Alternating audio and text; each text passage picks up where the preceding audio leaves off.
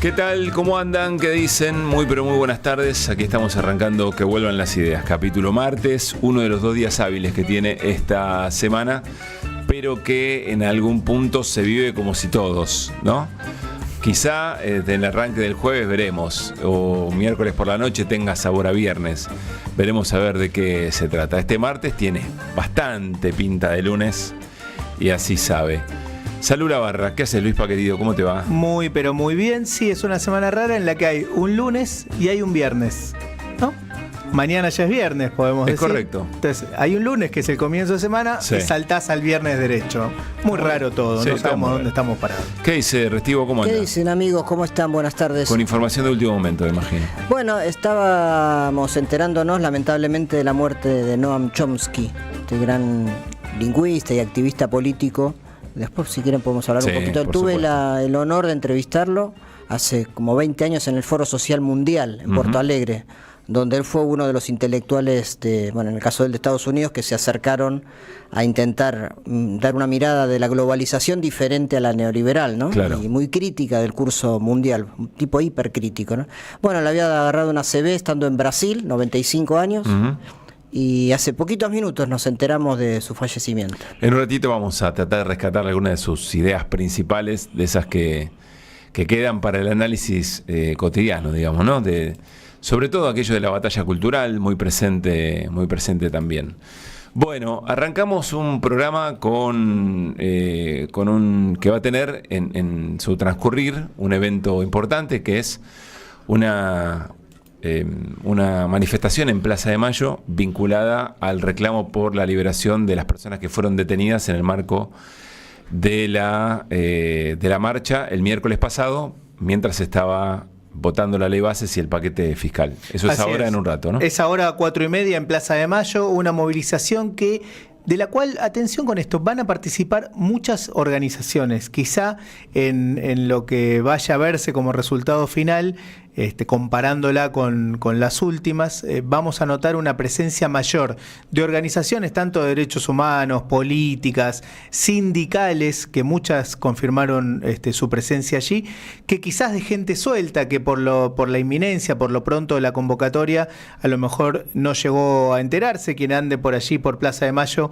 no estaría mal darse una vueltita. Es como vos decías, Pablo, para reclamar en primer lugar por la liberación de los detenidos y luego para también llamar la atención sobre la política represiva del gobierno nacional y las caracterizaciones que vienen haciendo, que terminaron en acusaciones de las personas que están detenidas en relación al terrorismo, etcétera, etcétera. Sí. No lo que venimos charlando en estos días. A ver, en las últimas horas se van sumando los relatos de personas que fueron golpeadas, abusadas, digamos, físicamente y psicológicamente por la policía en los distintos lugares donde estuvo detenida, y lo van contando con mucha valentía, personas que fueron liberadas pero que todavía tienen la causa encima.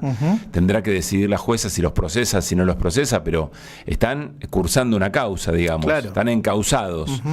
Y van contando distintos episodios. Ayer estaba escuchando un entrevistado, ya les digo el nombre, Diego Sleme se llamaba, una entrevista que estaba haciendo Maxi Montenegro en A24, que contaba que él estaba en un gimnasio. Un ex detenido. Una persona que fue detenida, un joven que fue detenido. Estaba en un gimnasio en la zona de Congreso, cerca de las 5 de la tarde, sale del gimnasio, estaba en la zona y ve venir correr un montón de gente. Y atrás la policía. Y él caminó porque decía, bueno, no sé, evidentemente con una mirada de la política muy distante. Sí, no es a mí a quien persiguen. A mí no me estarán buscando, qué sé yo. Incluso hasta por ahí se le pasó por la cabeza, algo habrán hecho a los que sí están buscando, no lo sé. Me daba esa sensación. Y él cuenta que la policía lo agarró, lo maltrató de todas las maneras que uno se imagina en el momento que la policía detiene, pero después cuenta que cuando lo estaban trasladando, la propia policía decía, esto es una locura, esto tiene alguna intención política, es inédito lo que está pasando, no tiene ningún sentido las detenciones que estamos haciendo. Segundo caso, lo entrevistamos ayer nosotros, Matías Ramírez. Es muy curioso porque se vincula con otra historia que también ya hemos relatado. Se vincula con la historia de la familia que estaba vendiendo empanadas y que en el momento estaba volviendo el padre de familia a buscar una garrafa que se habían olvidado, lo detienen, pero también habían detenido a su esposa y a su hija, y como este pibe Matías Ramírez estaba vendiendo choripanes, ya habían guardado, habían acercado todos los elementos al auto que habían llevado, venían desde Tigre con un compañero. Él estaba esperando que el compañero volviera porque el compañero había ido a llevarle al trader de la familia que vendía empanadas las cosas que les habían quedado para que no las pierdan, en solidaridad con vendedores, entre vendedores callejeros. Bueno, cuando el pibe se va, viene la policía y Matías Ramírez estaba en el auto, se lo llevan. Lo llevan para distintas comisarías hasta que efectivamente llega a Ezeiza, y cuando llega a Ezeiza cuenta, lo contó ayer en televisión, que los esposaron nuevamente, los pusieron contra una pared y les preguntaban y les decían los del servicio penitenciario: decinos a qué partido político perteneces, a qué organización perteneces, y como les decían que estaban vendiendo cosas, les tiraban gas pimienta en los ojos mientras estaban esposados y contra pared, y los torturaban.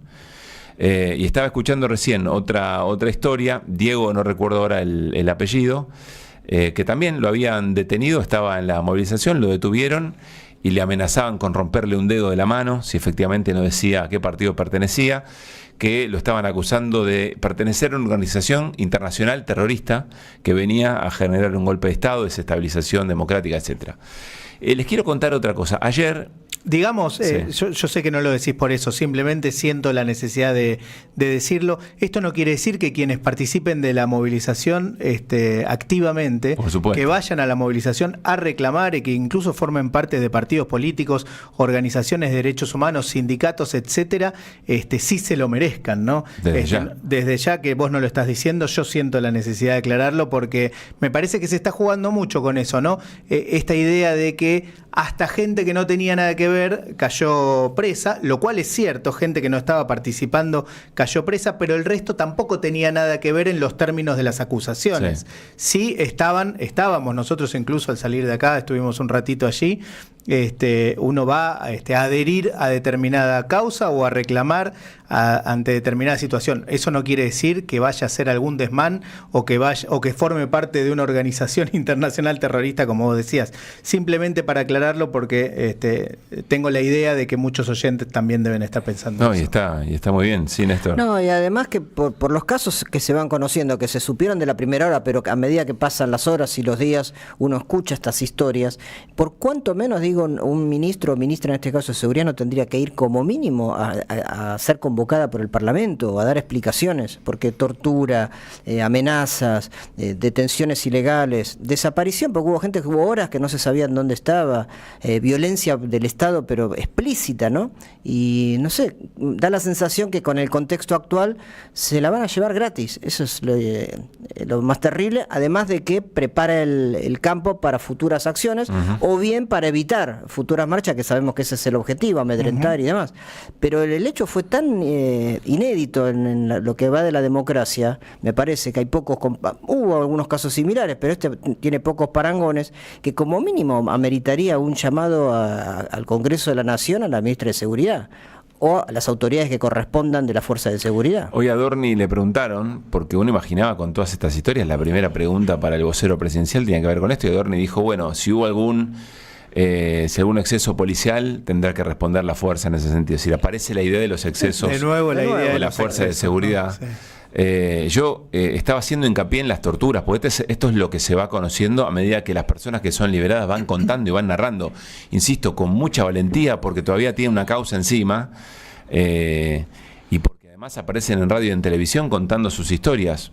Me saco el sombrero, porque el cagazo que te pegás, uno imagina en situaciones así, sobre todo si no estás acostumbrado a lidiar con, primero, a tener un roce con la política, con las organizaciones, eventualmente lo que significa y la formación que se le da a las personas que integran una organización político-partidaria, organización política en general, de las cosas que pueden ocurrir y qué cosas pueden pasar y qué cosas no en una tensión con la fuerza policial. Otro elemento que hoy lo leí y me parecía interesante también, porque uno hasta entra en la duda. Tirar una piedra es un delito escarcelable eventualmente.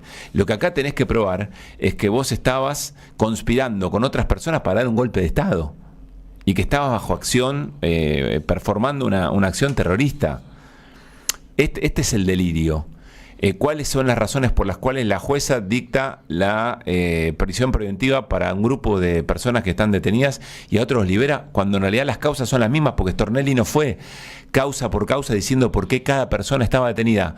Es como si agarra, bolsa, como si una garra tomara un manojo de personas, las pone en la cárcel y a todas les dice el mismo delito. Esto es lo que vamos armando, la historia que se va armando. 2 cosas más quería decirles, pero interrúmpanme, compañeros, si sienten que hay algo para agregar. Ayer, de casualidad, compartí un rato del programa en el que trabajo a la noche y el relato de esta persona que fue detenida y que debería ser testigo de los abusos de la policía, de las torturas que recibió. Con piberío de 10 y 8 años. 10 por un lado, 8 años. Hijos e hijas, digamos, ¿no? Y en un momento me empiezan a preguntar, bueno, ¿qué era lo que había pasado? ¿Por qué esa persona estaba en la televisión? ¿Qué era lo que había dicho? Y les empiezo a contar más o menos la historia de la movilización, de lo que hizo la policía, etcétera, etcétera, de lo que se estaba discutiendo en el Congreso. Y en un momento me preguntan, bueno, ¿pero qué pasó en la cárcel? Y tuve un momento de lucidez y dije, no, son cosas de adultos. Porque en un momento casi le cuento a los pibes y a las pibas con demasiada naturalidad que cuando te llevan preso te torturan en una cárcel, o que eso es lo que está pasando en este momento. Eso abriría otras preguntas que no sé, no son para todo, para cada momento esa conversación con pibes de 8, con pibes de 10, pero estamos adultos y adultas frente a una escena muy complicada para vivir nosotros, pero también para relatar al piberío en general, nuestros hijos, nuestros tíos, nuestros sobrinos, nuestro primo, lo que fuera. Me hizo pensar, ¿en qué momento estamos, no? Que uno le da como cierto temor de decir, bueno, espera, déjame pensar un poco mejor cómo te cuento esto en otro momento, claro. ¿No? De no contar, ¿no? No de un... Lógico. Como se llama la película de La vida es bella. No La vida es bella. Claro, una realidad paralela. Pero repensar un poco a ver hasta dónde... Sí, de qué forma contarlo. Estas cosas. Que incluso no inculque miedo, sino la convicción en la defensa de los derechos, ¿no? De eso se trata. Y lo que está buscando el gobierno nacional con la tortura, con el protocolo antipiquetes desde que asumió, con las detenciones arbitrarias, es precisamente eso, que lo pensemos 2, 3 o 4 veces antes de salir a manifestarnos, ¿no? Por eso la importancia también de la organización, de volver al colectivo, de movilizarnos juntos y juntas.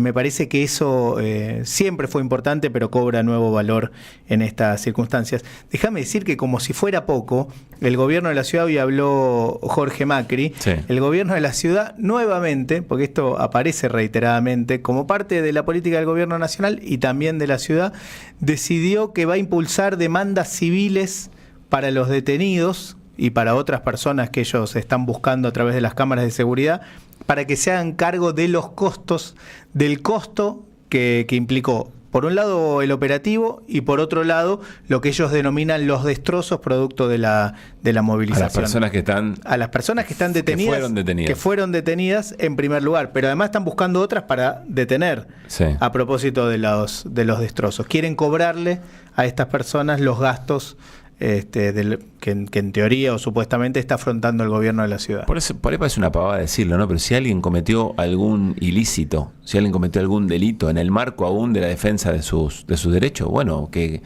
tenga un procesamiento, que la justicia sea justa y que diga a ver cuáles son las evidencias para ver si un tipo choreó, rompió una vidriera, no sé, nadie está. O quemó un auto. A lo mejor con esta nueva búsqueda encuentran a los que quemaron el auto, ¿no? Pero y estaría muy bien, y uno no se pararía, uno no justificaría dar vuelta un auto y quemar un auto porque estás movilizándote para protestar por una ley en el Congreso. Estamos hablando de otra cosa, estamos hablando de personas que han sido detenidas por el mero hecho de ir a protestar o de estar en el marco de una protesta, y que están detenidas sin evidencia, sin un discernimiento de qué hizo cada quien. Están todas englobadas en el acto de terrorismo para generar un golpe de Estado moderno, como dice ahora, creo Patricia Bullrich lo dijo, que ahora es desestabilizar. Uh-huh. Bueno, no quiero naturalizar, pero estamos avanzando en un relato, en la apertura de que vuelvan.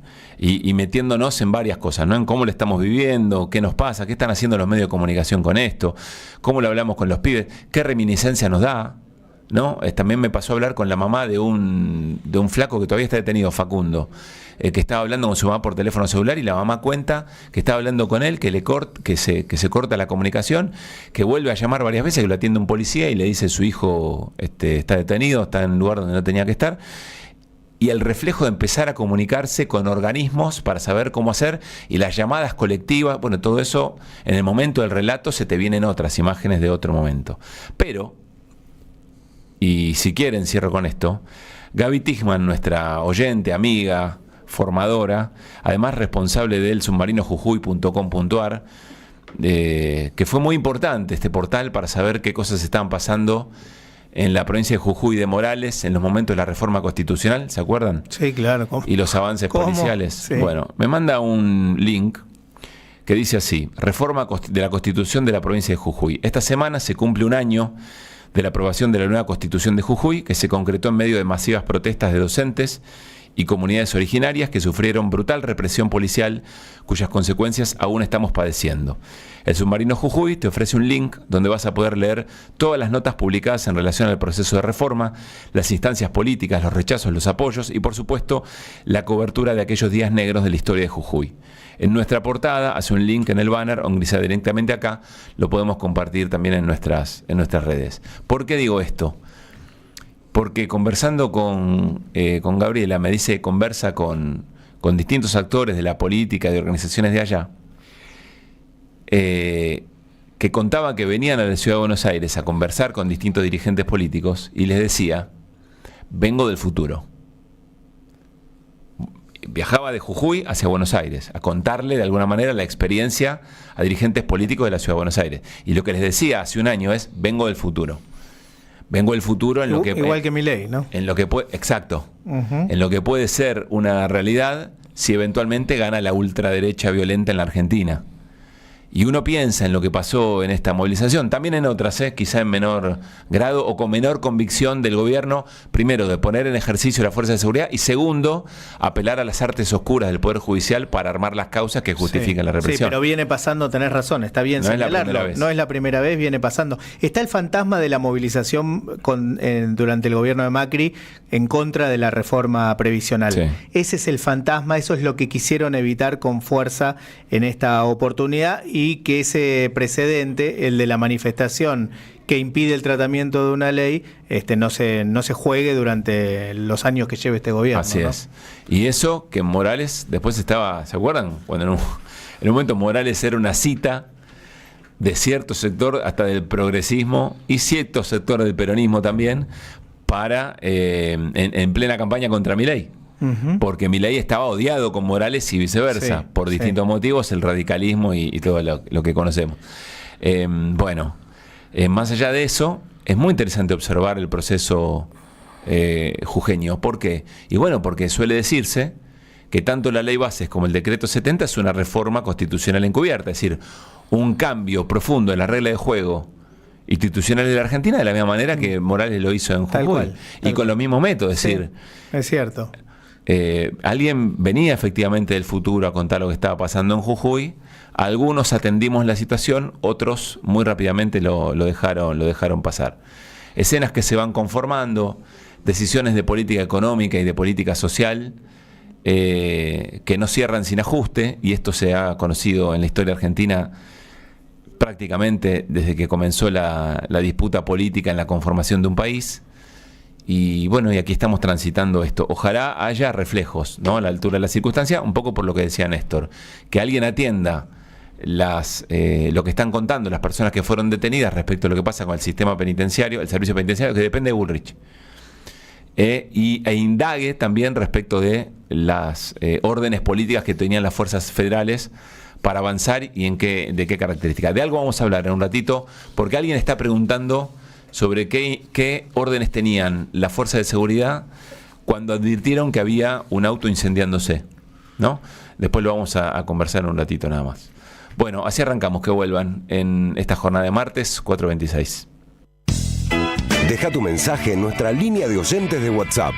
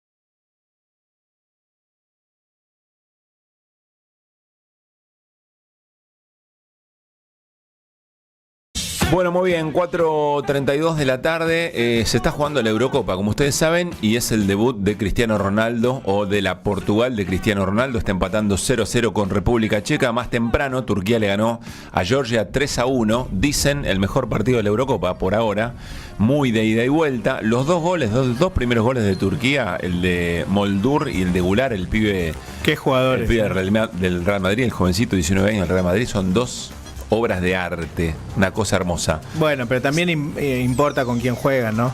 Sí, qué sé yo, pero para hacer lo que hicieron esos chicos, el de Güler, un zapatazo cruzado a lo Messi, entrando de derecha a izquierda, de zurda, tremendo. Pero a mí me gustó más el primero. Hay quien dice que el segundo gusta más. Para mí el primero es hermoso, porque la agarra de aire, viste, un centro que alguien cabecea en el área para despejar, y la agarra alguien, el otro afuera del área, así como venía, le dio con la parte de afuera, con comba hacia afuera, al ángulo, un pedazo de gol extraordinario. Bueno, Turquía le ganó 3-1 a Georgia. Hay quien dice también sobre este, no vi el último gol, pero hay quien dice que el gol de Aktürkoğlu suena para Rosario Central. Aktürkoğlu es muy parecido al del Piti Martínez. Y viene el tercero, porque el arquero había ido a cabecear. Y va el tercero. Porque el arquero de Georgia había ido a cabecear y bueno, rebote, iba el tercero. No sé. Bueno, puede ser. Es inigualable ese gol. Y por supuesto ya es cuenta regresiva para el debut de Argentina en la Copa América el próximo jueves 9 de la noche frente a Canadá. Así es. Con expectativa de volver a ver a la selección, jugar por los puntos, por un campeonato, y sobre todo a ver de qué manera Scaloni logra transmitirle a un grupo que tocó el cielo con las manos, que vuelva a tener hambre para seguir ganando cosas, porque queremos ganar todo lo que juguemos, efectivamente ahora, ¿no? Eso está descartado. Bueno, me parece que en el plano deportivo sí, está muy bien. Quedó la lesión de Mbappé, ¿no? Pobre pibe. Pobre Mbappé. Pobre. Tuvimos ayer la final de la NBA, te sumo un episodio deportivo, ganaron los Boston Celtics. A los Dallas Mavericks. Así es. ¿Qué queríamos que ganen? No está claro, pero bueno, fue un lindo partido. Uno se pone grande cuando los pibes te preguntan ¿quién querés que gane? Si me da lo mismo, quiero ver y que sea lindo partido. Ya te pusiste grande, ya está. Tal cual. ¿No? Bueno, muy bien.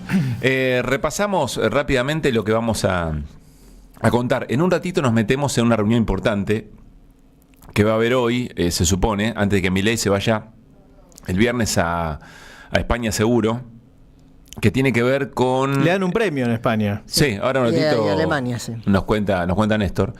Pero se van a reunir Milei y Francos. ¿Para qué? Y para definir de una buena vez qué cuerno va a ser Sturzenegger en el gobierno.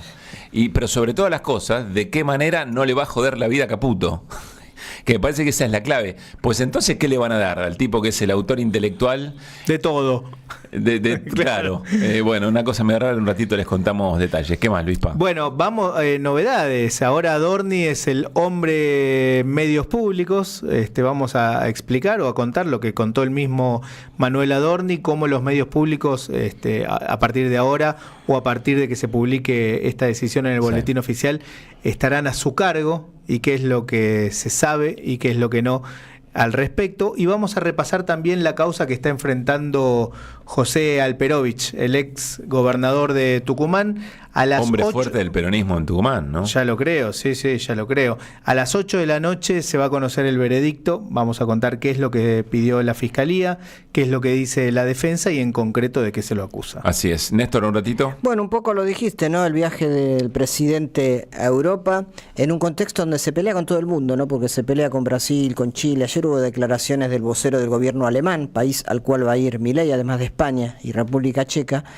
Así que vamos a dar un panorama de distintas peleas que está teniendo la diplomacia argentina en el gobierno Milei. Y nos queda lo de Chomsky para ampliar un poquitito más en un ratito nomás. Bueno, me parece buen momento. Bueno. Si querés contar un poco quién fue Noam Chomsky, qué aporte dejó a la discusión política global, ¿no? Sí, decíamos que nos sorprendimos, recién sabíamos que había tenido una ACV en Brasil, 95 años tenía, ¿no? Y hace poquitos minutos se informó de su fallecimiento. Una figura fenomenal, inigualable, ¿no? Un verdadero intelectual comprometido del siglo XX, un hombre que primero fue muy, muy célebre como experto en su materia de estudio, ¿no? La lingüística, la cuestión cognitiva, los aportes que hizo sobre todo desde el MIT o MIT de Massachusetts, una institución universitaria de muchísimo prestigio en Cambridge, cerca de Boston, en Estados Unidos, y él fue durante muchas décadas un profesor y un intelectual muy, muy grande en ese campo de la lingüística.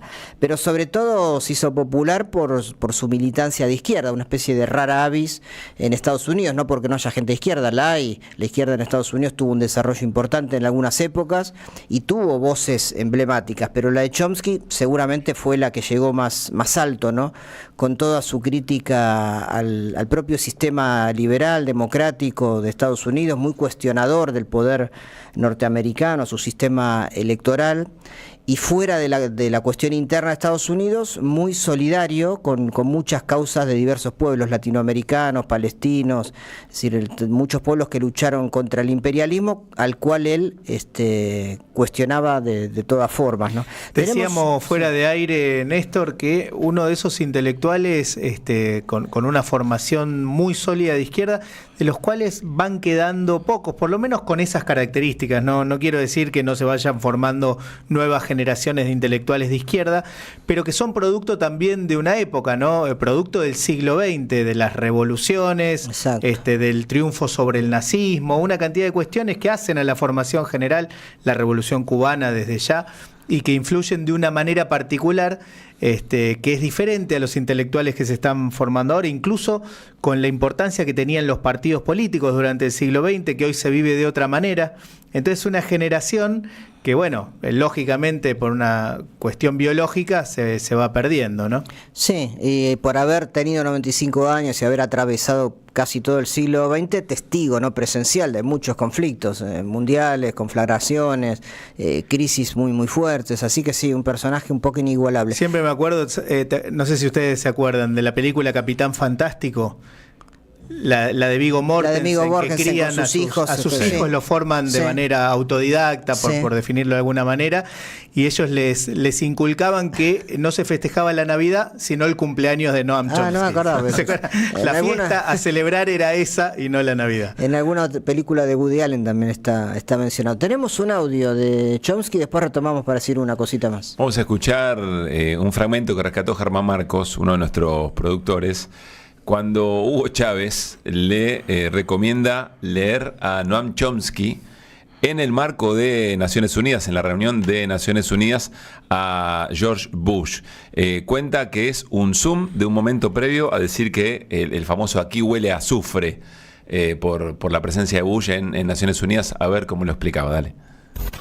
Quiero invitarles a quienes no hayan podido leer este libro a que lo leamos. Noam Chomsky, uno de los más prestigiosos intelectuales de esta América y del mundo. Chomsky, uno de sus más recientes trabajos, Hegemonía o Supervivencia, la estrategia imperialista de Estados Unidos. Excelente trabajo para entender lo que ha pasado en el mundo del siglo XX, lo que hoy está pasando y la más grande amenaza que se cierne sobre nuestro planeta, la pretensión hegemónica del imperialismo norteamericano, pone en riesgo la supervivencia misma de la especie humana. Seguimos alertando sobre ese peligro y haciendo un llamado al propio pueblo de los Estados Unidos y al mundo para detener esta amenaza. Yo pensaba leer algún capítulo, pero por respetar el tiempo, más bien lo dejo como una recomendación. Se lee rápido. Es muy bueno, señora presidenta. Seguramente usted lo conoce. Está publicado en inglés, en alemán, en ruso, en árabe. Yo creo que los primeros ciudadanos que deberían leer este libro son los ciudadanos, hermanos y hermanas de los Estados Unidos, porque la amenaza la tienen en su propia casa. El diablo está en casa, pues. El diablo, el propio diablo está en casa. Ayer vino el diablo aquí. Ayer estuvo el diablo aquí. En este mismo lugar huele a azufre todavía. Tremendo, ¿eh? Bueno, la recomendación con todo el desparpajo que Chávez solía tener para esos encuentros y la recomendación hasta la propia presidenta de la Asamblea de Naciones Unidas de que lea, que me imagino usted lo habrá leído, le decía, ¿no? Suponiendo formaciones políticas. Ese fue uno de sus cantidad enorme de libros, tanto de lingüística como de política internacional, que escribió Chomsky, ¿no? Le decía que en 2002 tiene que haber sido, lo entrevisté en Porto Alegre, él asistió al Foro Social Mundial junto a otra figura, además de todos los latinoamericanos, porque ahí estaba Correa, estaba Evo, estaba Lula, algunos estaban en camino a ser presidentes, ¿no? Todavía no lo eran, pero figuras internacionales, qué sé yo, estuvo Samir Amin, Tariq Ali, y Manuel Wallerstein, un historiador espectacular también de origen estadounidense, y Chomsky, muchos otros más. Y Chomsky tenía una paz para hablar, una tranquilidad, un tipo que se notaba que tenía un compromiso muy sano en el sentido de su preocupación por el mundo, ¿no? Chávez lo dice un poco, una de sus grandes preocupaciones era la posibilidad de un cataclismo nuclear. Era muy, no sé si decir pesimista, pero tiene una mirada siempre oscura con esa cercanía que tomaba la humanidad hacia su propia destrucción. Y en ese sentido, siempre que leía a Chomsky me hacía acordar mucho en un paralelo raro, pero lo voy a decir, Aquino. O sea, Aquino desde el humor y Chomsky desde el análisis de la política tenían esa mirada entre pesimista y a la vez sabiendo que tenían que hacer lo que tenían que hacer. Y el compromiso de Chomsky era notable, digo, como lo dice Chávez también, no solo para América Latina, sino para muchas otras causas del mundo. Bueno, murió hace poquitos minutos, así lo informaron desde Brasil, a los 95 años, Noam Chomsky, que había sufrido un ACV en ese país. Gracias, Néstor, 4:43. Que vuelvan las ideas. Hasta las 18, regreso informativo. Opinión y reflexión. Que vuelvan las ideas.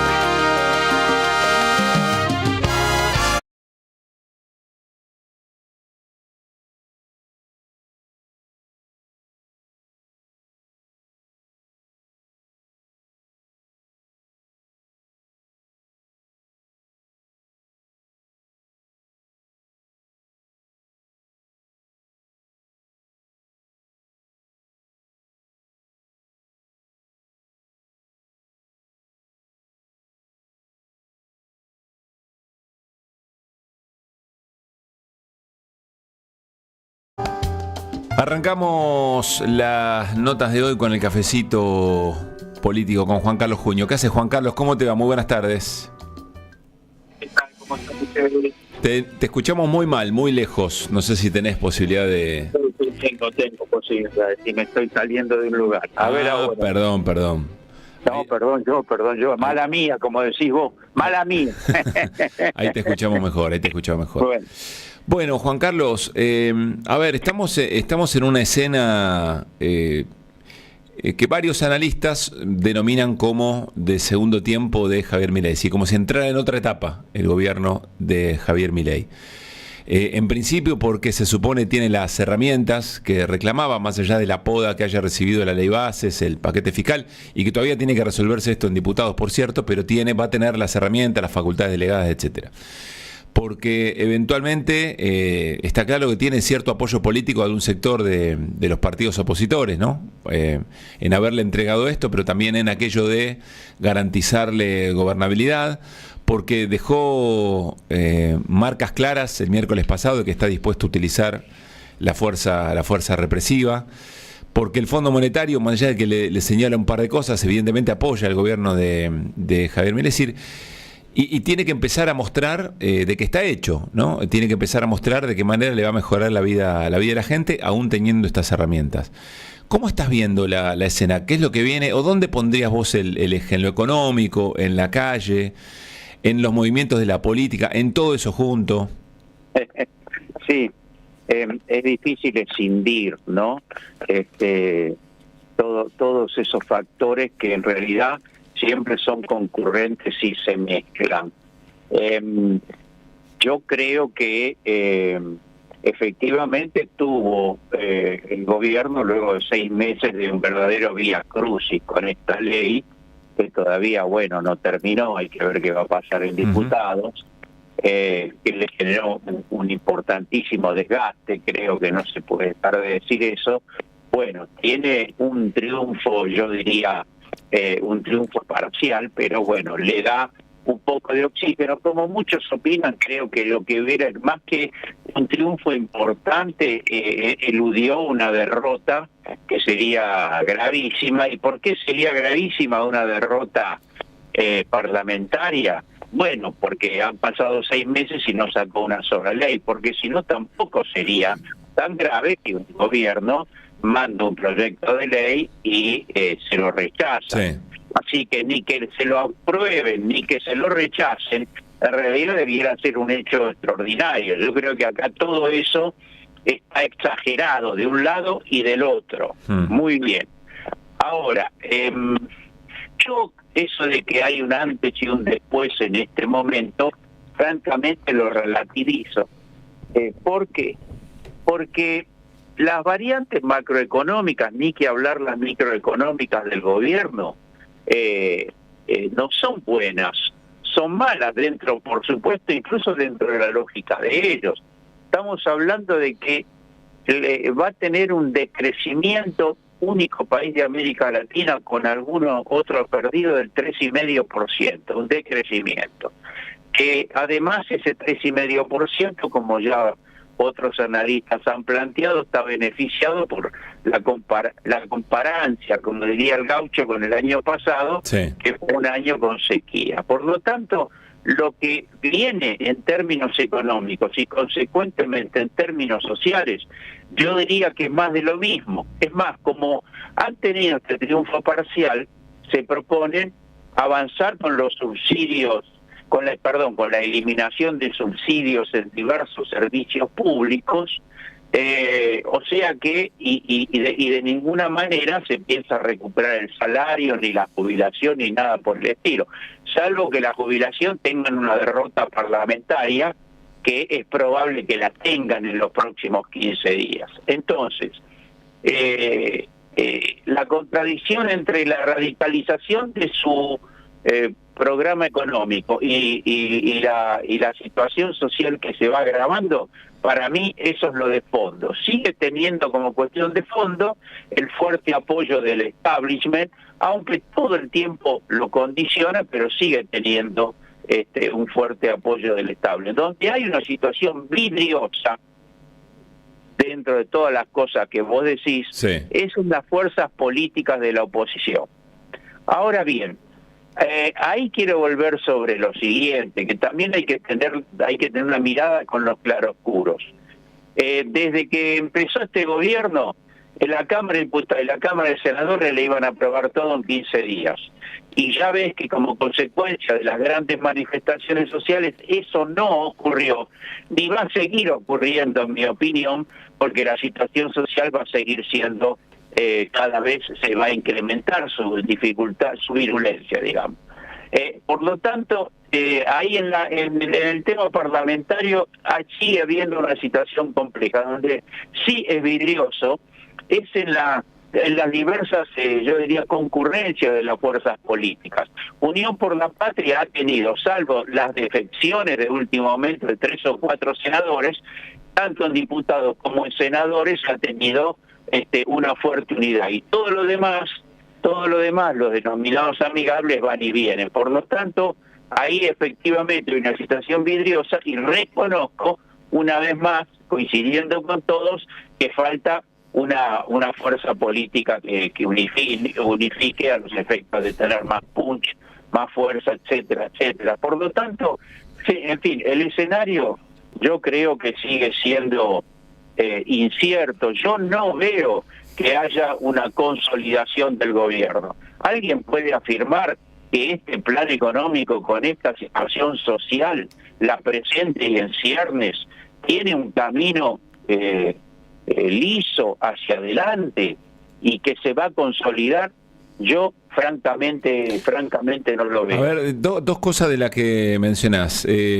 Primero, ayer Pablo Ibáñez decía que Milei era un presidente con más poder que cuando asumió, porque efectivamente tiene bueno, porque logró eventualmente esas famosas herramientas, tiene el decreto vigente, tiene la ley bases, y alguna que otra cosa que se parecía que no le iba a salir, y la tiene, ese apoyo político, etcétera. Pero que ahora empieza a ocurrir que todas las cosas que pasan ya le va a ser mucho más difícil achacárselas a la herencia. Que a 6 meses vista es relativamente poco tiempo para esa decisión, ¿no? Quizá otros gobiernos pueden estirar un poco más la idea de la herencia. Pensé que a partir de ahora Milei tiene que empezar a demostrar para qué está ahí, porque efectivamente tiene mayor poder que el que tenía antes, y eventualmente que aparece algo que ya no le es fácil echarlo para atrás, que es la preocupación de la gente por la desocupación.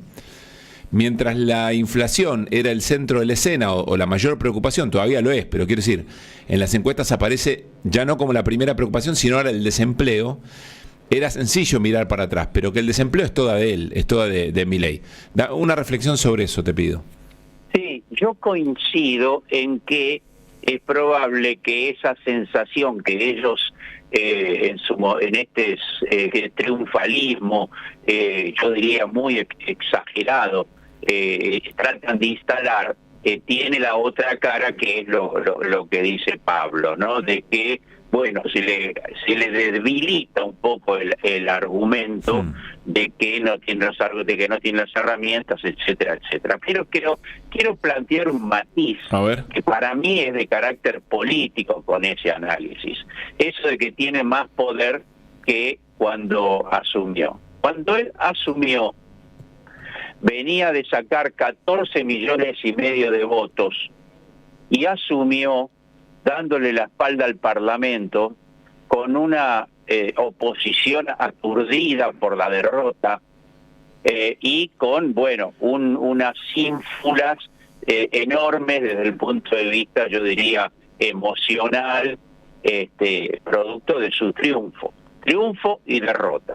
Ahora, en estos 6 meses pasaron una cantidad de cosas que no se pueden soslayar, que eran impredecibles cuando asumió este hombre, que es el protagonismo del pueblo, las luchas del pueblo, que no las voy a volver a reiterar porque sería reiterativo. Pero eso no es que es un elemento que ya pasó. Eso está latente y actuando, ¿no? Por lo tanto, que está más fuerte que antes, yo tengo mis dudas. Bien. Francamente, creo que eso en todo caso es un escenario muy muy discutible. Ha tenido un gran desgaste y tiene su proyecto. Los proyectos tienen que tener algún plafón en la sociedad y en el pueblo, si no alcanzaría con tener el apoyo de los factores de poder y del establishment, que Juan yo no Carlos, me canso de decir que lo tiene. ¿Qué tal, Juan Carlos? Luis Pablo te saluda. Quiero volver por un momento a lo que será la jornada en diputados para terminar de sancionar la ley bases. Cada vez son más las voces del gobierno que insisten con que van a intentar recuperar el proyecto original de la ley bases, ¿no? El que incluye ganancias, el que incluye bienes personales y el que incluye una lista más larga de empresas a privatizar. Hoy se mencionó Aerolíneas como una de las que debería volver a estar en esa lista. Y la pregunta que quiero hacerte es si, en este contexto, ¿no?, por todo lo que vos señalás, si te parece que no para nosotros, si te parece que el gobierno paga un costo al desconocer el voto de los senadores, que además es un voto producto de negociaciones entre el gobierno y esos senadores. Me refiero a la oposición dialoguista, ¿no?, como se la define. ¿Paga un costo ahí o da lo mismo? Insisto, no para nosotros, sino para ese sector. ¿Qué tal, Luispa? Mira, yo hace un minuto, mientras argumentaba, dije, este es un asunto que todavía no está terminado. Yo lo vengo diciendo desde que entró en mesa de entrada este proyecto, hace 5 meses, ¿no? Y todo el tiempo muchos opinan que está cocinado, ¿no? Y no ocurrió tal cosa. Entonces, está lo que decís vos, que efectivamente este es un gobierno antidemocrático y que no tiene ninguna moral. Por lo tanto, lo que acordó con gobernadores, con jefes de bloque, con con senadores puntualmente y con diputados en su momento puntualmente, lo está planteado abiertamente, porque lo dice el jefe de gabinete Francos, que no van a cumplir con lo que acordaron hace una semana. Así y que es. van a ir por todo. Ese van a ir por todo es su propia voluntad política, y si vos lees los diarios de ayer y de hoy, es lo que le reclama el fondo, lo que reclama Wall Street, lo que reclaman los diarios económicos de la Argentina, etcétera, etcétera. Sin el impuesto a las ganancias y sin bienes personales, el programa no cierra. Eso es falso también. El programa cierra o no cierra. Entonces, dame un punto ahí, Juan Carlos, porque ahora Luispa te preguntó sobre si pagaba un costo. La va a pagar un costo, no tengo la menor duda. Ahí reafirmas eso, pero quiero que, a modo de diagnóstico, escuchemos a María Eugenia Vidal, del PRO, que reafirma lo que dice Luispa y también lo que vos venís, lo que se viene leyendo y expresando. El bloque del PRO, igual que en el Senado, vamos a ser coherentes, vamos a votar en el mismo sentido que votamos hace un mes. Claro. Vamos a volver a votar lo que votamos antes, vamos a votar ganancias, vamos a votar el RI en su versión original, vamos a volver a votar el original de bienes personales, que baja los bienes personales. Vamos a insistir, porque además el gobierno necesita que insistamos, porque hay un objetivo de déficit cero que cumplir. Aerolíneas, RTA y Correo van a insistir con que vuelvan a la privatización. Vamos a insistir, vamos a mantener la coherencia de nuestro voto. No vamos a cambiar nuestro voto en relación a lo que votamos hace un mes, y así debería suceder con la mayoría de los bloques, ¿no? Con el radicalismo, con Hacemos Coalición. No cambiás de idea en un mes.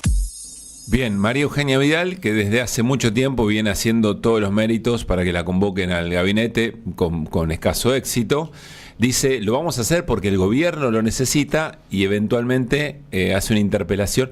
Lo que desconoce es la negociación política que hubo, ¿no? Pero bueno, a ver, Luispa preguntaba en concreto, Juan Carlos, si crees que esta insistencia, ¿qué consecuencia política puede tener? Y va a seguir en una situación de deterioro parlamentario y deterioro ante la opinión pública.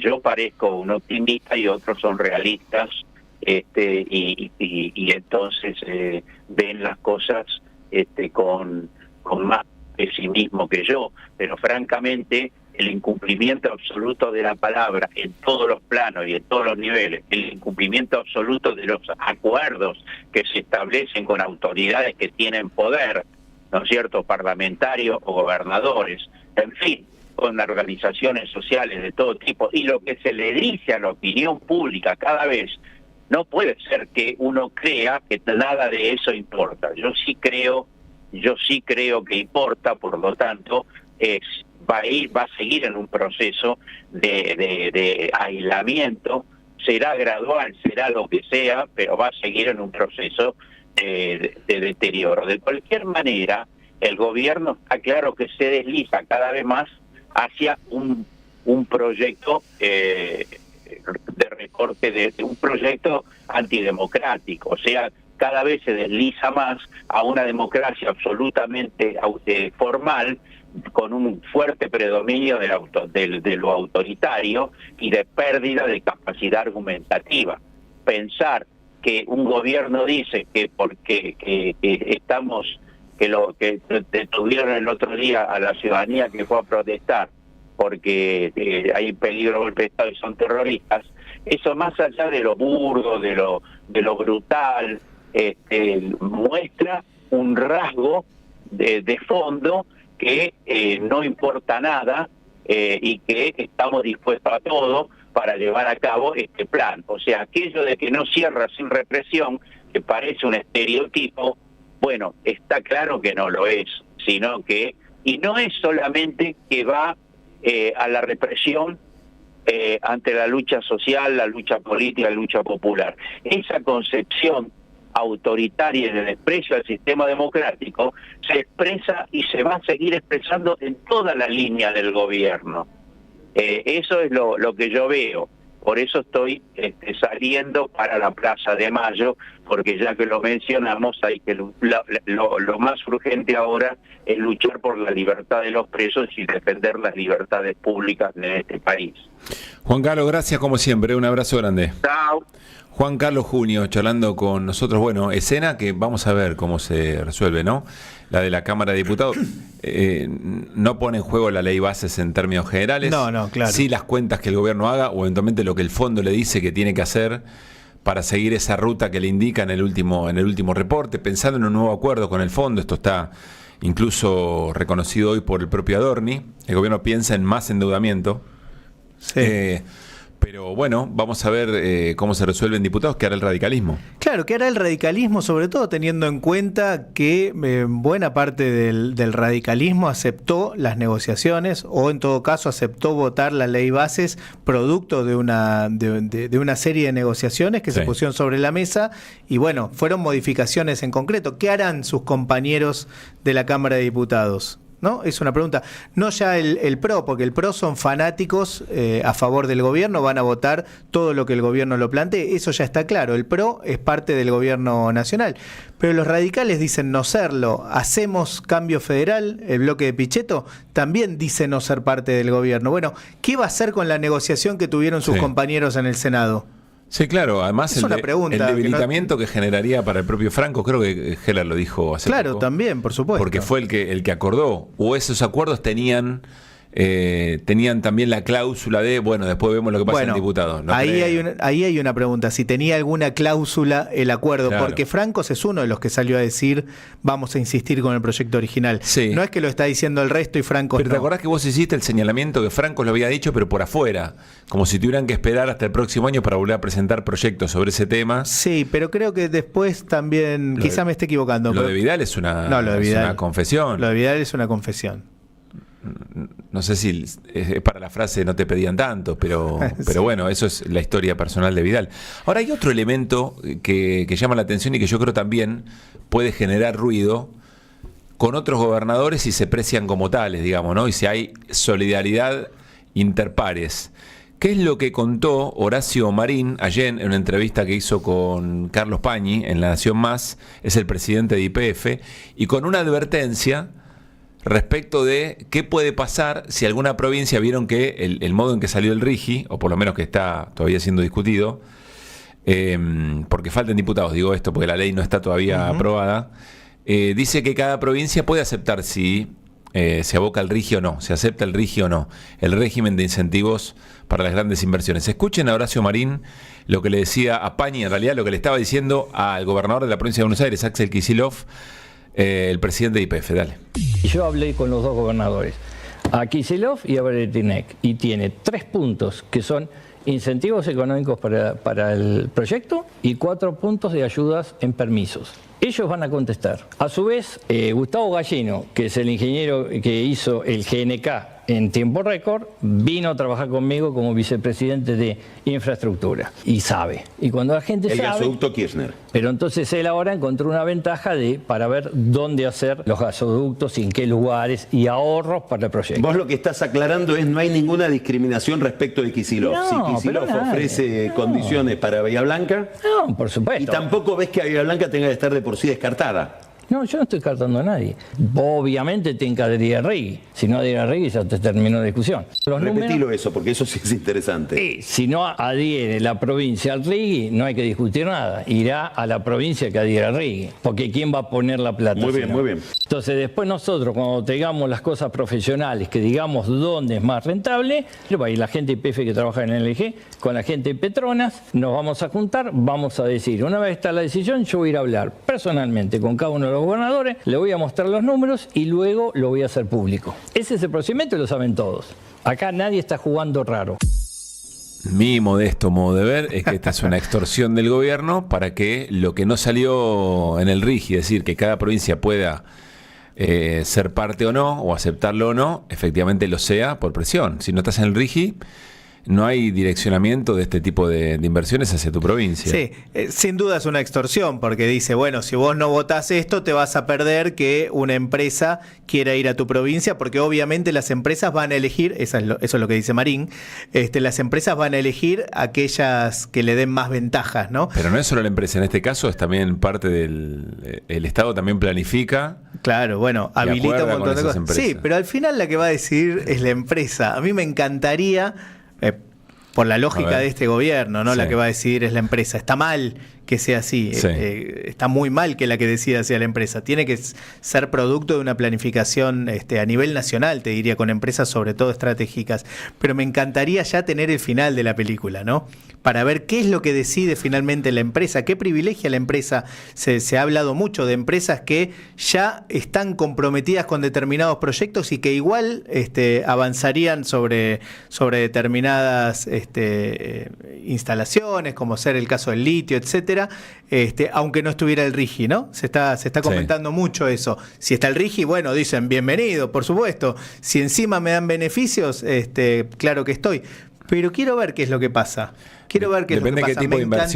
Me encantaría tener ese final. A ver si las empresas de todas maneras no eligen determinada provincia más allá del RIGI, porque también eligen infraestructura, eligen mano de obra, eligen condiciones vinculadas a los recursos naturales directos y los indirectos, porque por ejemplo en el litio además necesitan agua, por poner un ejemplo. Bueno, en otro tipo de inversiones, como puede ser la del petróleo, también necesitarán otros recursos indirectos que no sea únicamente la extracción de petróleo. Me encantaría ver el final anticipado, lamentablemente no se puede. Depende, bueno, sí, lo vamos a observar, no se puede chusmear el futuro, digamos. Bueno, a eso me refiero. A mí me daría miedo, Luis Pablo, igual te digo, tener una ventanita que ve el futuro.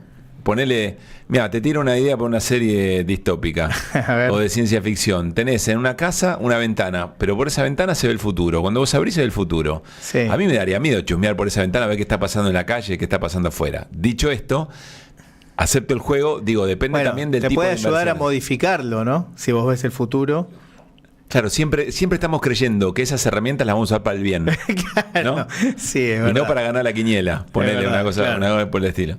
Pero bueno, supongo que depende también de cada tipo de inversión, ¿no?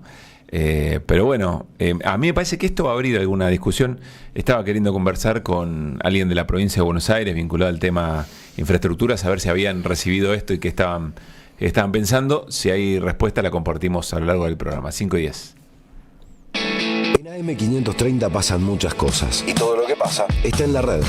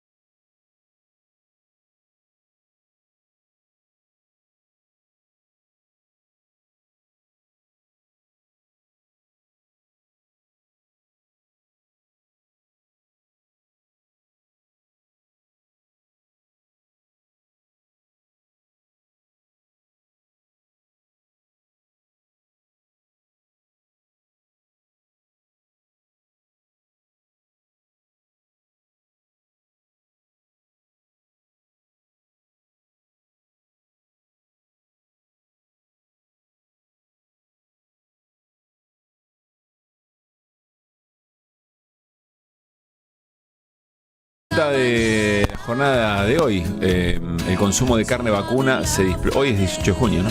Hoy es 18 de junio. Ahora van a ver por qué lo pregunto.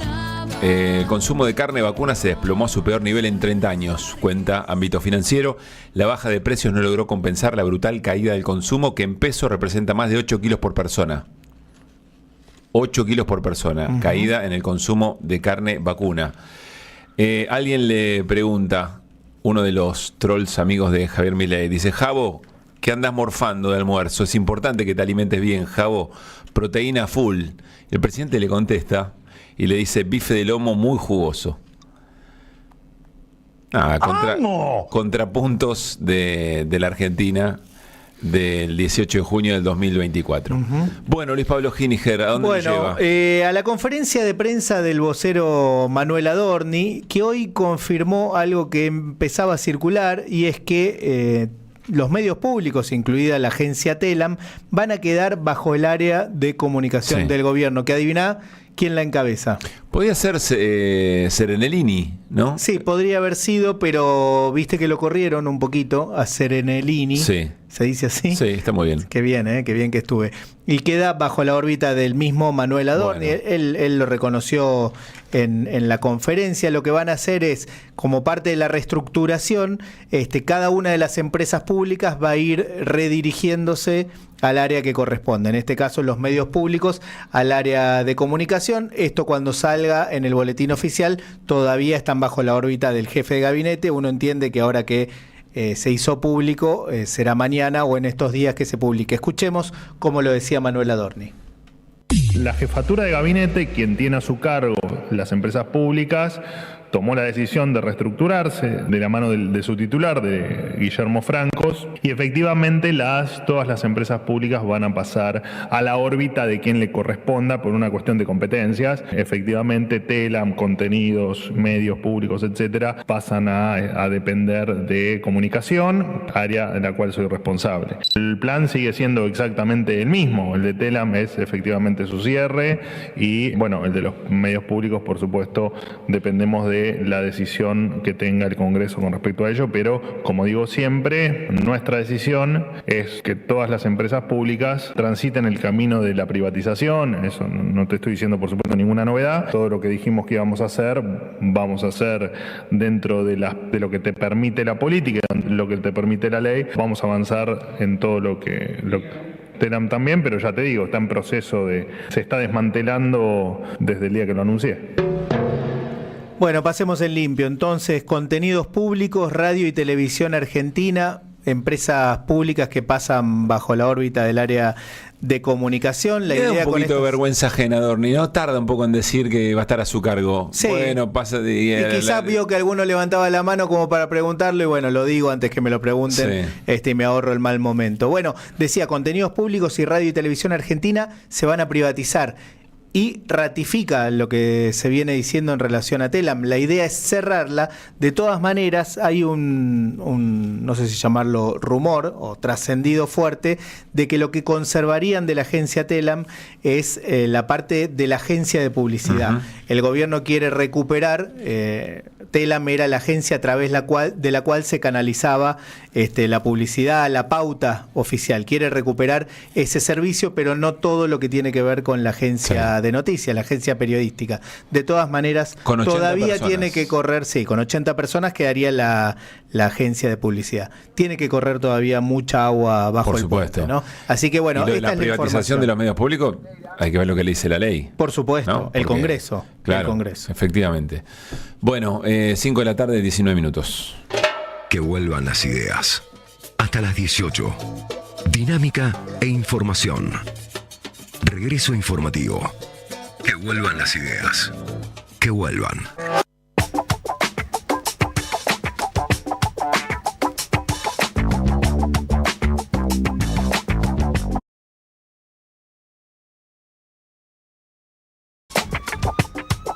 Volvemos a la escena de represión del miércoles pasado, con todo lo que contamos en la apertura del programa. En un rato vamos a repasar testimonios de las personas que fueron detenidas y liberadas, que todavía están, que tienen una causa, pero que fueron contando el modo en que fueron presionadas, torturadas, abusadas, psicológicas, físicamente. Pero estamos en comunicación con Claudia Neira, ella es vicepresidenta del Bloque Unión por la Patria en la legislatura porteña. ¿Por qué? Porque a través de una resolución en el marco de la legislatura porteña, un proyecto de resolución, le pide cierta información al Poder Ejecutivo, es decir, al Gobierno de la Ciudad de Buenos Aires, a través del Ministerio de Seguridad, para que dentro de 30 días reciba la siguiente información. Informe, no leo todos los puntos, pero para que se den una idea de cuál es el pedido, cuál es el sentido del pedido. Informe el protocolo y los anillos de seguridad establecidos para la policía de la ciudad en la manifestación del 12 de junio. Indique el responsable del operativo y del anillo de seguridad diagramado.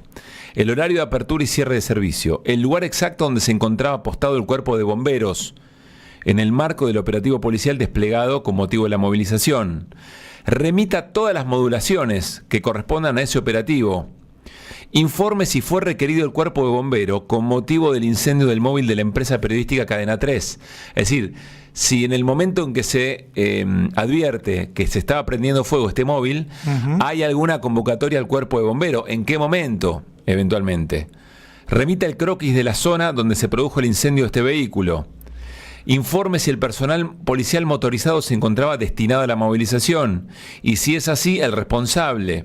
Indique si durante la fecha se detectó la presencia de una patente presuntamente adulterada, da la denominación, mediante los anillos de seguridad.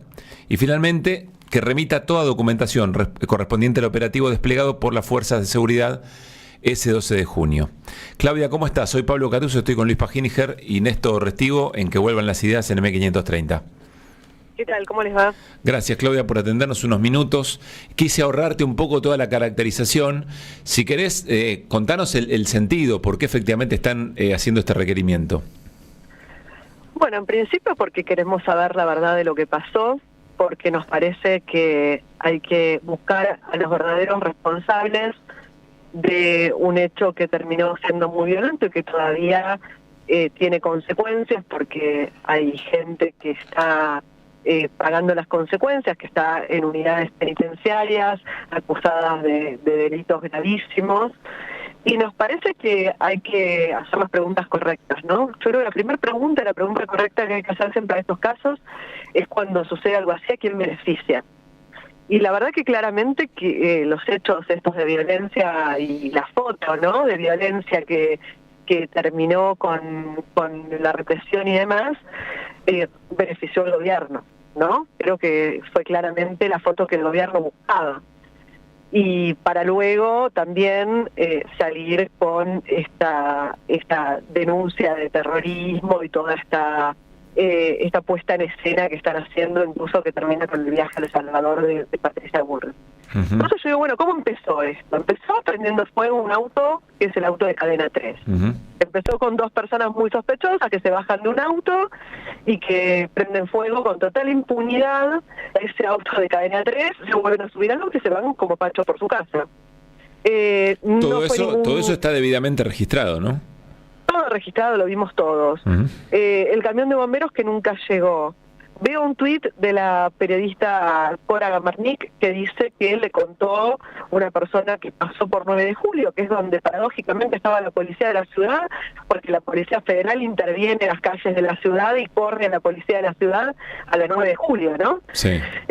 La policía de la ciudad modulando y diciendo que la orden era no llamar a los bomberos. Eso es lo que refiere Cora Gamarnik en su tuit, y yo me interiorizo un poco y bueno, parecería que eso fue así, que hubo una orden de no llamar a los bomberos porque esa era un área que dominaba, controlaba y dirigía a la Policía Federal. Perdón, Claudia, ¿qué quiere decir que te interiorizaste un poco? Es decir, empezaste a hacer preguntas en tu carácter de legisladora a ver si esto efectivamente había sido así. Sí, me comuniqué con la periodista a través de una persona. Bueno, encontré cómo vinieron esos dichos. Obviamente la gente tiene temor. Por eso digo, me parece que nos toca a nosotros, los legisladores, buscar esa información, chequearla, hacer las preguntas correctas. Bueno, yo quiero saber si alguien en las modulaciones de la policía de la ciudad dio la orden para que no fueran los bomberos al lugar. Yo quiero conocer qué fue lo que se dijo en las modulaciones de la policía de la ciudad. Obviamente que me interesaría, pediría mucho más saber lo que dijeron las modulaciones de la federal, pero eso no lo puedo ni siquiera preguntar porque soy legisladora de la ciudad, ¿no? Sí. Pero desde la ciudad nosotros tenemos la responsabilidad de la función de la seguridad en la ciudad de Buenos Aires. Patricia Bullrich corrió al Ministerio de Seguridad de la ciudad de la responsabilidad que tiene en las manifestaciones. Lo corrió literalmente, primero diciendo que el objetivo era el Congreso o la Casa Rosada en su caso, luego fue avanzando y hoy ya la policía de la ciudad desplazada totalmente de los operativos por las manifestaciones. Esto es ilegal, es en contra de la Ley de Seguridad Interior. Perdón, ¿qué es lo ilegal ahí?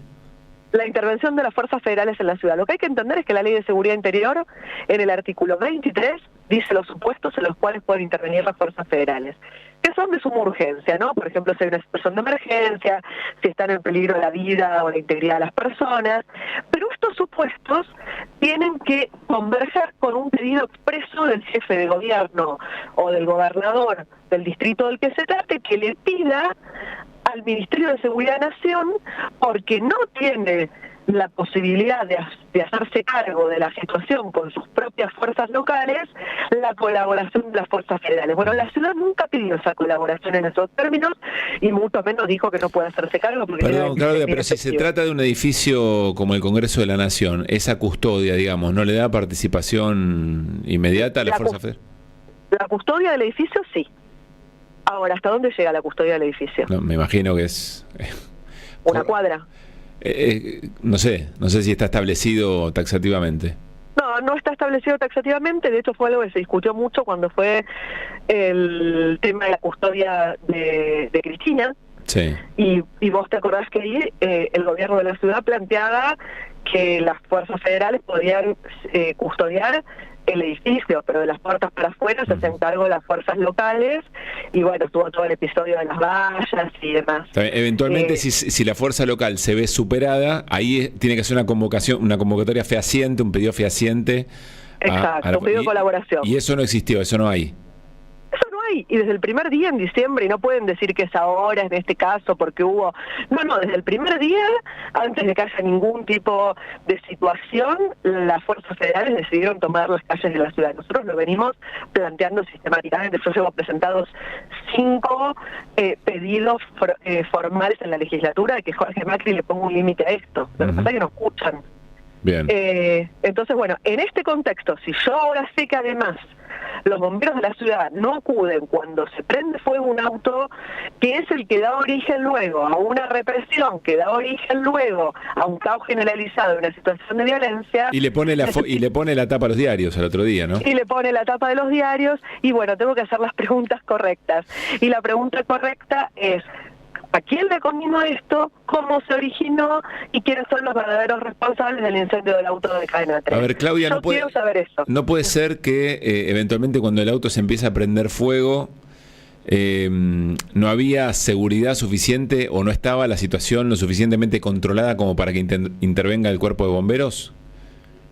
Mira, a mí me parece que frente a una situación así, lo que tengo yo no estaba en el lugar porque yo fui a la manifestación a la mañana y después nos retiramos, como pasó con la mayoría de las organizaciones, que en general es lo que sucede que a esas horas y cuando queda menos gente es cuando se genera este tipo de situación, ¿no? Lo que a mí me cuenta todo el mundo, lo contó incluso Victoria Montenegro el otro día en la sesión, que ella sí estaba en el lugar, es que cuando empiezan a generarse las situaciones estas hasta a una cuadra, automáticamente todo el mundo se va, con lo cual había lugar de sobra para que entre el camión de bomberos, aparte el camión de bomberos entra, en una situación así entra, no tiene mayor inconveniente. Bien. No era una movilización de millones de personas y millones de cuadras que no se podía entrar compacta. Y Claudia, del auto de donde bajan estas dos personas y luego se vuelven a subir, cuya patente se ve con claridad, de hecho está en los requerimientos, sí. Vos pasás la patente, ¿se sabe algo más? Bueno, eso queremos saber, de quién era esta patente, porque aparte la ciudad tiene el anillo digital, tiene la posibilidad de chequear claramente por dónde pasó esa patente, sí.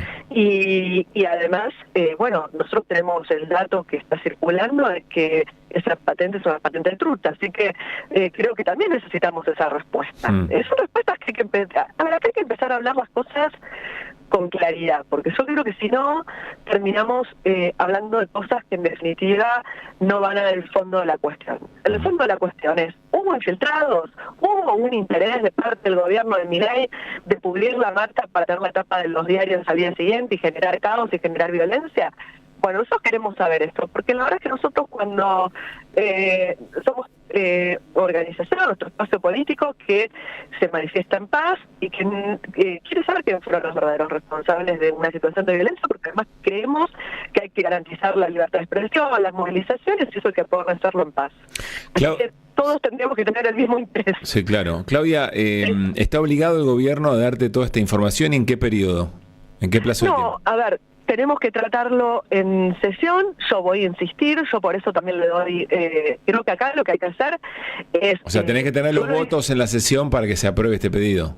Exactamente, yo hice el pedido de informes institucionalmente y ahora me parece que lo que pretendo es que también empecemos a hacer públicamente estas preguntas porque quizás se puedan responder incluso mucho antes de que se trate el pedido de informes. Ahora vamos a ver en los hechos, Pablo, si hay intención de clarificar la cuestión o no. Si alguien sale a contestar o no, y si dicen, bueno, no, mira, acá el camión de bomberos no fue por tal y tal motivo, que den una explicación, la patente está chequeada y es Claro, tal, vos decís, frente a un evento tan grave, mire, legisladora, me pienso ejecutivo, ¿no? Mire, legisladora, no se preocupe, no vaya a la legislación. Usted hace esa pregunta, nos parece un tema importante, aquí tiene la información. Si eso no ocurre y se traba eventualmente un pedido en la legislatura, uno podría decir, bueno, acá hay alguien que no quiere contestar estas preguntas porque estás haciendo las preguntas indicadas. Exacto, porque yo no soy, no es por mí, es la ciudadanía. Sí. Yo creo que todos tenemos derecho a saber quién prendió el auto de Cadena 3. Primero Cadena 3, ¿no? Que les prendió fuego al auto. Sí. Pero digo, después la ciudadanía tiene derecho a saber quién prendió el auto.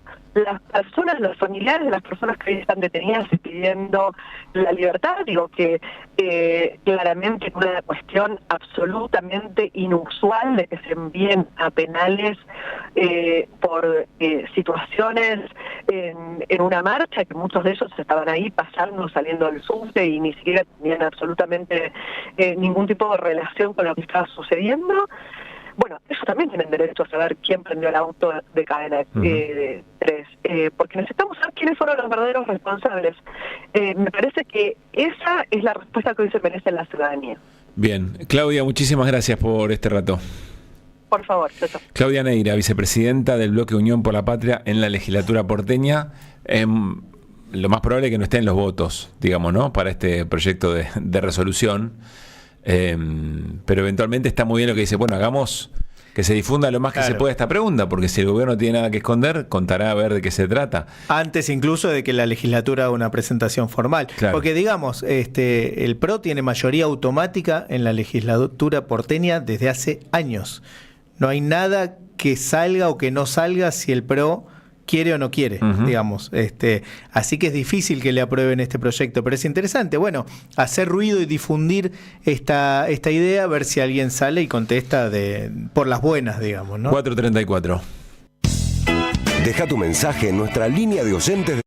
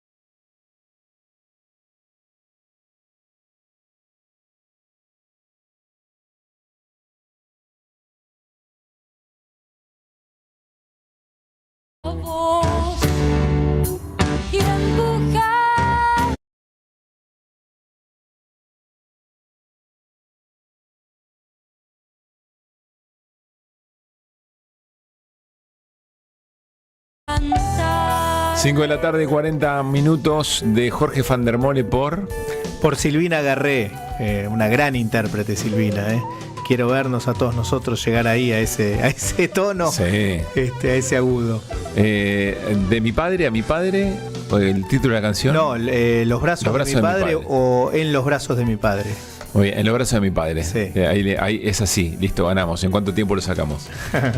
Bueno, 5 de la tarde, 40 minutos. Néstor, se va Milei de vuelta a España. Después, el 21, el si fin no me de equivoco. semana, ¿no? España. Sí. Va a estar en Rosario el 20, por el Día de la Bandera. Así es. Y después creo que a la un noche. ratito, apenas.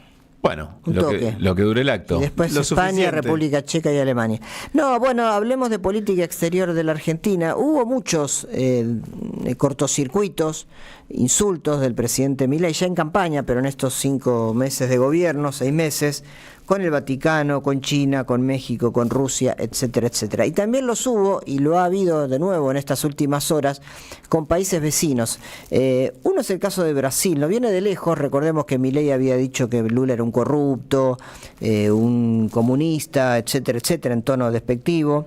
Y además está la amistad que Milei y su equipo tiene con toda la familia Bolsonaro, no solo con el expresidente Jair Bolsonaro. Estuvieron juntos Lula y Milei en el G7 el fin de semana en Italia. No se saludaron ni para la foto. De hecho, en la foto oficial del G7 más los invitados especiales estuvieron cada uno en una punta distinta.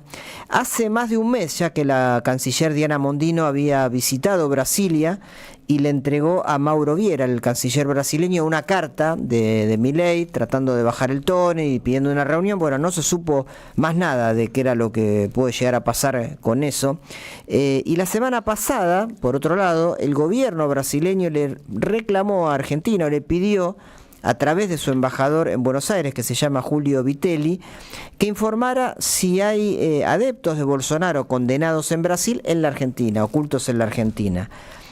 Ayer habló Adorni de este tema, le preguntaron, creo que fue ayer, y él dijo, bueno, nosotros cumplimos la ley, si hay delincuentes lo resolverá la justicia y la Comisión Nacional de Refugiados, con lo cual daría la sensación de que avala que sí, que hay condenados por el intento de golpe de Estado en Brasil, ocultos en la Argentina, y que el gobierno se hace el distraído pese a este pedido brasileño. Ayer tuiteó Diana Mondino, la canciller, sobre este asunto. Dijo, cualquier ciudadano de bien encontrará protección en nuestro suelo y embajadas. Y después dijo, Argentina será santuario para aquellos siendo perseguidos por ejercer su libertad de expresión. Hago un paréntesis acá, ¿no? Me pareció rara esta foto, aquellos siendo perseguidos, y le pregunté a mi compañera, que es profesora de literatura y de idioma castellano, a ver si está bien. Me dijo, bueno, no sabe el uso del gerundio, el uso de las proposiciones subordinadas y adjetivas, y no sabe cómo hacer la correlación temporal.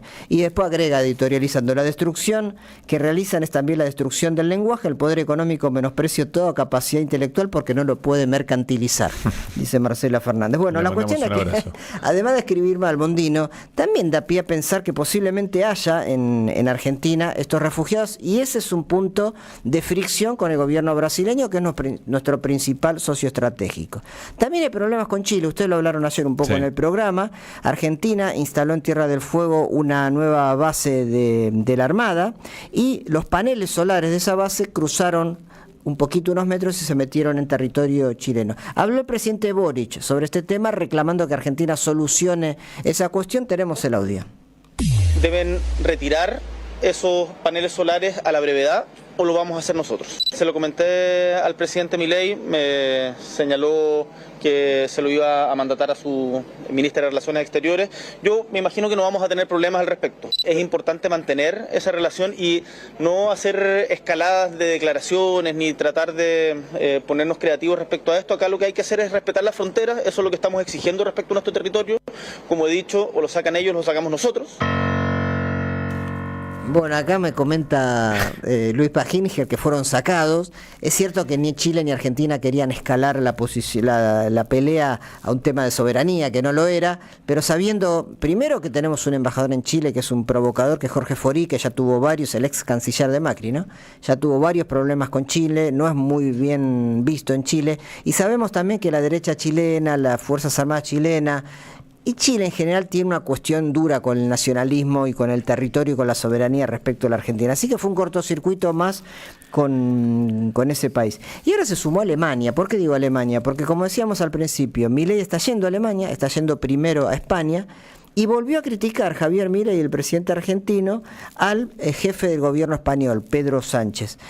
Recordamos que tiene una pelea ya con él, y en vísperas de su viaje a España volvió a criticarlo posteando o retuiteando una supuesta censura que habría sufrido un periodista español por parte del gobierno español. Y dijo Milei en el tuit, o escribió: si un funcionario de nuestro gobierno quisiera meter preso a un periodista que da una noticia, toda la progresía, desde Tenenbaum y Longobardi hasta Lanata y Novarecio, estarían llorando dictadura. En realidad habría que decirle que ya hubo algunos periodistas argentinos que sufrieron algún amedrentamiento como mínimo, ¿no? Lo mismo habría que decirle a Mondino por el tuit anterior, que hay otros presos políticos de los que estamos hablando en todo este programa que merecerían más atención que los refugiados de otros países. Igual la noticia es que Longobardi es progresista. Sí. ¿no? Claro, no es que Longobardi, Novarecio y todos ellos son progresistas. Pero bueno, está como queriéndose pelear con todo el mundo. Eso es un poco Chile, Brasil, España. ¿Y quién salta a hablar? El vocero del gobierno alemán, un tal Heberstreit, el Adorni alemán. Y dice, le preguntan, porque va a ir Milei a Alemania luego de pasar, no sé si luego o antes de ir a España, le preguntan sobre esta opinión de Milei, después primero a España. Y dice, bueno, la verdad que de falta de gusto lo de Milei, dice el vocero del gobierno alemán. Fue tan claro y tan falto de gusto que no hace falta decir más nada. Recordemos que Milei se va a reunir con el canciller alemán, va a recibir también un premio en ese país, y ya viene complicado desde el vamos la gira. Y para cerrar digo lo que comentó la vocera del gobierno español, Pilar Alegría se llama, que le pide a Milei que vaya con respeto por el pueblo y por el gobierno español. Seguramente va a haber un chisporrotazo ahí de nuevo con España. Bueno, recordemos, el centro y el eje de esta visita de Milei, nueva visita, acaba de venir a Europa, vuelve a Europa. Sí. Tiene que ver con recibir un par de premios. Recibir premios en Alemania y en España. No tiene agenda oficial, salvo en Alemania sí lo va a ver al canciller. Gracias, Néstor.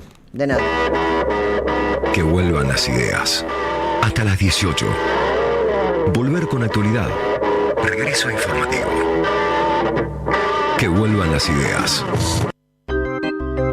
Nuestro compañero Camilo García, compañero conductor de la radio, está en Plaza de Mayo en la movilización que pide por la liberación de las personas que están detenidas por protestar el miércoles pasado. Ya voy a ir con Camilo, pero quiero hacer una introducción, y gracias a Camilo por esperarnos. Quiero, ante todo, compartir dos testimonios de los que mencionamos en el arranque del programa. El primero es de Matías Ramírez. Matías Ramírez, vendedor ambulante, que cuenta cómo le tiraron gas pimienta en el Servicio Penitenciario Federal mientras lo tenían esposado y lo interrogaban.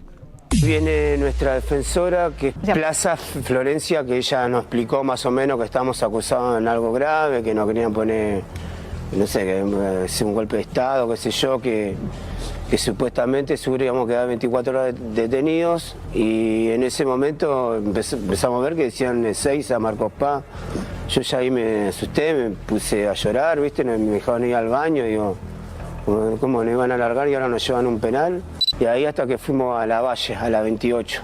Había familiares nuestros que nos querían dar cosas para... Pues yo estaba con la misma ropa, tuve 2 días con la misma ropa que fui a vender ese día y no le permitieron darnos nada.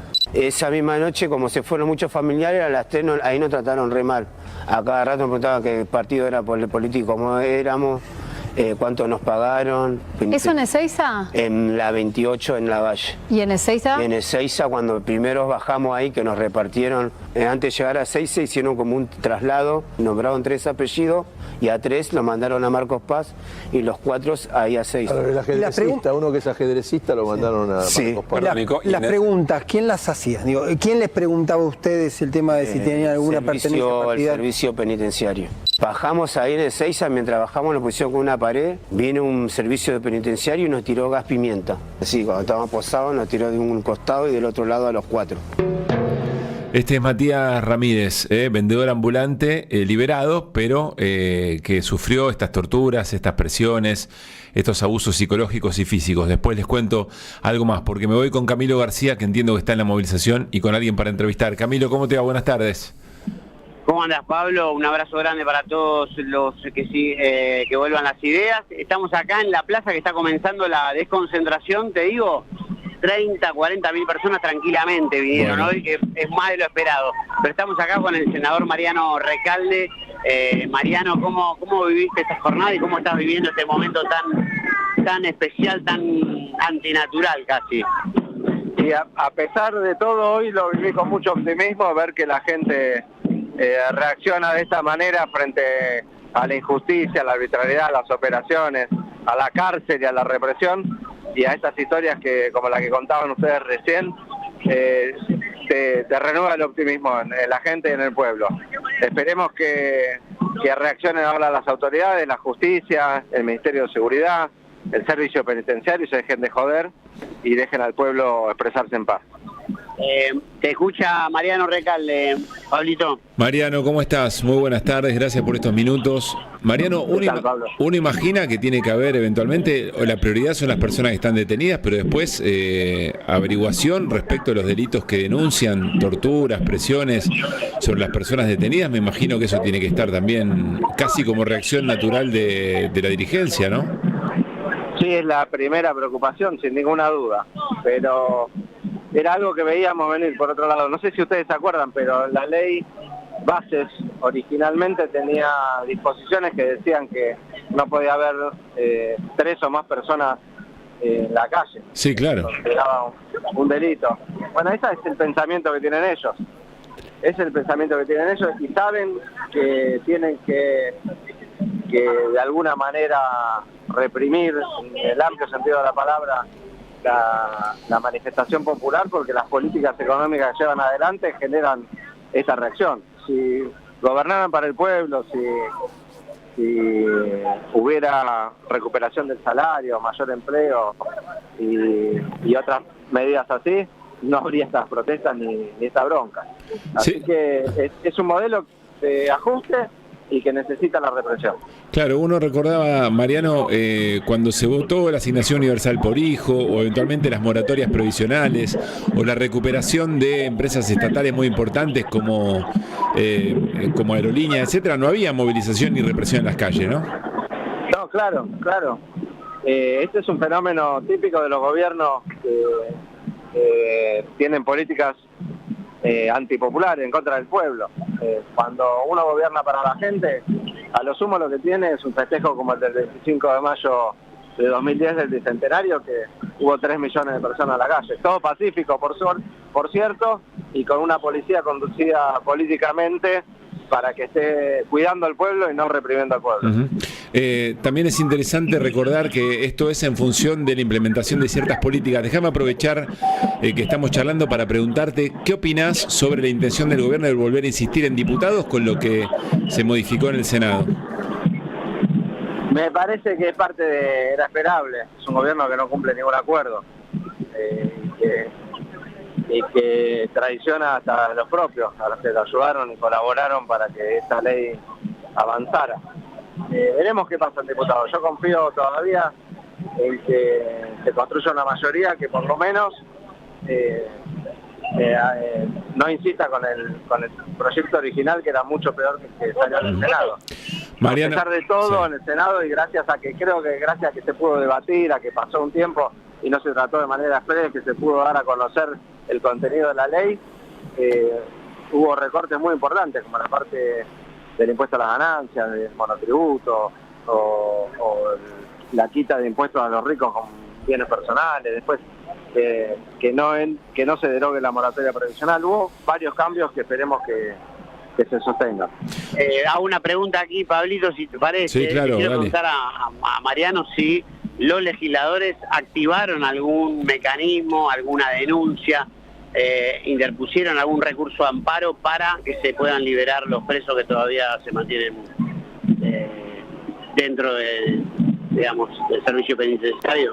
No, cada preso creo que tiene su abogado, tiene sus abogados que están tramitando las causas. Los diputados sí presentaron una denuncia penal hoy contra Patricia Bullrich por la grosera represión contra todo el pueblo, no solamente contra los diputados que lo vieron en los videos, estaban pacíficamente en la calle y sin mediar conversación alguna lo llenaron de gases. Mariano, muchas gracias, un gran abrazo. No, gracias a ustedes, un abrazo grande. Camilo, reiteranos un poco la escena. Gracias ante todo por hacer de cronista de lujo, de que vuelvan las ideas, Camilo García. Contanos cuál es la escena allí. Decías que estaban desconcentrando, pero mucha gente. Sí, todavía quedan unas 10.000 personas, diría yo, un poco menos, pero en el momento pico creo que era desde el vallado, que es pasando la pirámide de la mitad, sí, estaba totalmente completo, un montón de organizaciones. La verdad que me sorprendió porque no pensé que con todo lo que se viene pasando y con todo el miedo que infunden desde el Estado, parecía que esto no iba a prosperar tanto. Una muy contundente manifestación. Pablo, justo acá estoy con Lorena Pocovic, que es una de las legisladoras que presentó la denuncia penal contra Patricia Bullrich. Si querés la podemos sacarle unas palabras. Nos quedan 4 minutos, si querés pedirle una definición vos y listo, porque nos quedan 4 minutos para entregar, Camí. Dale, buenísimo. Lorena, en pocas palabras, que la denuncia contra Patricia. Bueno, es una denuncia de todos aquellos diputados y diputadas, que somos varios, que hemos sido absolutamente reprimidos y adrede comprobados desde una sala de situación comandada por Patricia Bullrich. Cayó en el juzgado el juez Lijo. Esperamos que avance, porque lo que están intentando con esta persecución a los diputados, a los periodistas, es que le queda a los ciudadanos a pie, ¿no? Esto realmente es una cacería, así que bueno, exigimos por favor que nos dejen ejercer el derecho constitucional de peticionar ante las autoridades a los diputados y diputadas que entramos por Unión por la Patria sobre un modelo de país, una idea y una plataforma, que nos dejen representar a nuestros representados y al pueblo que lo dejen movilizarse libremente en la calle como nuestra Constitución manda. Así que esperamos que este estado de violencia institucional extrema que está infundiendo ese gobierno se detenga, pues no da para más. El juez Lijo dijo, ni más ni menos. Sí. Gracias, Lorena. De nada, gracias a ustedes. Lo escuchamos perfecto, Camilo. Es el juez, recordemos, que propone el gobierno de Milei para la Corte Suprema, ¿no? Sí, por supuesto. Es muy difícil, ¿no? Que a mal puerto fuimos con esto. Pablito, un abrazo grande para todo el equipo de Que Vuelvan las Ideas. Un gusto poder hacer de cronista para la 530. Para nosotros también, Camilo, siempre con ese compromiso y muy solidario. Un gran abrazo. Camilo García, desde Plaza de Mayo, la movilización que pide por la libertad de las personas que están detenidas por protestar en la movilización del miércoles. Bueno, vamos llegando al cierre del programa, pero nos dimos la posibilidad de estar ahí, donde hubiéramos querido estar, por supuesto. Así también es. Si no teníamos que cumplir este compromiso con ustedes. ¿Nos quedó algo sueltito, Luis? Bueno, 2 informaciones para el cierre. En primer lugar, recordar que a las 20 horas, después de un cuarto intermedio, se va a conocer la sentencia para José Alperovich, el ex gobernador de Tucumán, acusado por abuso en distintos grados, incluso con abuso carnal. La Fiscalía está pidiendo 16 años, sí, 16 años y medio, de prisión, y la querella está pidiendo 22 años. La defensa, por supuesto, desconoce los hechos y dice que es inocente. Y la otra información, atención, porque es de los metrodelegados, información que acaban de enviarnos, y es que mañana todas las líneas de subterráneo, en el horario que suele denominarse como el de la vuelta a casa, en este horario precisamente, mañana todas las líneas de subte van a realizar medidas de fuerza. La línea B, la E y el premetro mañana de 17 a 19 horas interrumpirá su servicio. Las líneas D y H de 19 a 21 horas y las líneas A y C de 21 horas hasta el cierre. Esto va a ser mañana y es en defensa de un compañero de trabajo de los metrodelegados imputado por la empresa, digamos, no por la justicia, sino por la empresa, suspendido en una acción de liberación de molinetes. Y están, bueno, protestando porque esta medida no se lleve a cabo. Así que atención, mañana en el horario de regreso. Atención, en un contexto en el que medida de fuerza que efectivamente busca no interrumpir los servicios, la de la apertura de molinete, en un contexto de tarifazo del subte, de un subte que se va a ir a 757 en agosto. En breve. Está a 6.50.